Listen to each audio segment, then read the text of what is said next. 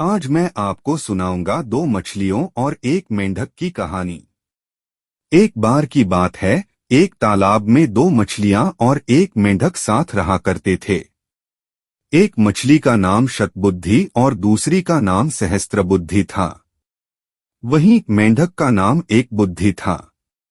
मछलियों को अपनी बुद्धि पर बड़ा घमंड था, लेकिन मेंढक अपनी बुद्धि पर कभी घमंड नहीं करता था। फिर भी तीनों आपस में बहुत अच्छे दोस्त थे। तीनों इकट्ठे तालाब में एक साथ घूमा करते थे और हमेशा साथ रहते थे। जब भी कोई समस्या आती तो तीनों साथ मिलकर उससे निपटते थे। एक दिन नदी के किनारे से मछुआरे जा रहे थे। उन्होंने देखा कि तालाब मछलियों में भरा हुआ है। मछुआरों ने कहा, हम कल सुबह यहाँ आएंगे और बहुत सारी मछलियां पकड़कर ले जाएंगे। मेंढक ने मछुआरों की सारी बातें सुन ली थी। वह तालाब में मौजूद सभी की जान बचाने के लिए अपने दोस्तों के पास गया। उसने शतबुद्धि और सहस्त्रबुद्धि को मछुआरों की सारी बात बताई। एक बुद्धि मेंढक ने कहा, उन्हें अपनी जान बचाने के लिए कुछ करना चाहिए। दोनों मछलियां कहने लगीं, हम मछुआरों के डर से अपने पूर्वजों की जगह छोड़कर नहीं जा सकते हैं। दोनों ने फिर कहा, हमें डरने की जरूरत नहीं है। हमारे पास इतनी बुद्धि है कि हम अपना बचाव कर सकती हैं। वहीं एक बुद्धि मेंढक ने कहा, मुझे पास में मौजूद एक तालाब के बारे में पता है, जो इसी तालाब से जुड़ा है। उसने तालाब के अन्य जीवों को भी साथ चलने को कहा, लेकिन कोई भी एक बुद्धि मेंढक के साथ जाने को तैयार नहीं था, क्योंकि सभी को शतबुद्धि और सहस्त्रबुद्धि पर भरोसा था कि वो उन सब की जान बचा लेंगी।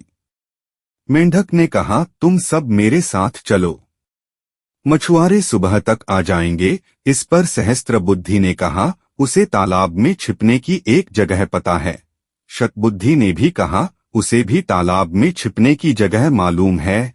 इस पर मेंढक ने कहा, मछुआरों के पास बड़ा जाल है, तुम उनसे नहीं बच सकते हो। लेकिन मछलियों को अपनी बुद्धि पर बहुत गुमान था। उन्होंने मेंढक की एक न सुनी, लेकिन मेंढक उसी रात अपनी पत्नी के साथ दूसरे तालाब में चला गया। शतबुद्धि और सहस्त्रबुद्धि ने एक बुद्धि का मजाक उड़ाया। अब अगली सुबह मछुआरे अपना जाल लेकर वहां आ पहुंचे। उन्होंने तालाब में जाल डाला। तालाब के सभी जीव अपनी जान बचाने के लिए भागने लगे, लेकिन मछुआरों के पास बड़ा जाल था, जिस कारण कोई भी बचकर नहीं जा सका। जाल में बहुत सारी मछलियां पकड़ी गईं। शतबुद्धि और सहस्त्रबुद्धि ने भी बहुत बचने की कोशिश की, लेकिन उन्हें भी मछुआरों ने पकड़ ही लिया। जब उन्हें तालाब से बाहर लाया गया, तब तक दोनों की मौत हो चुकी थी। शतबुद्धि और सहस्त्रबुद्धि का आकार सबसे बड़ा था, इसलिए मछुआरों ने उन्हें लग रखा था।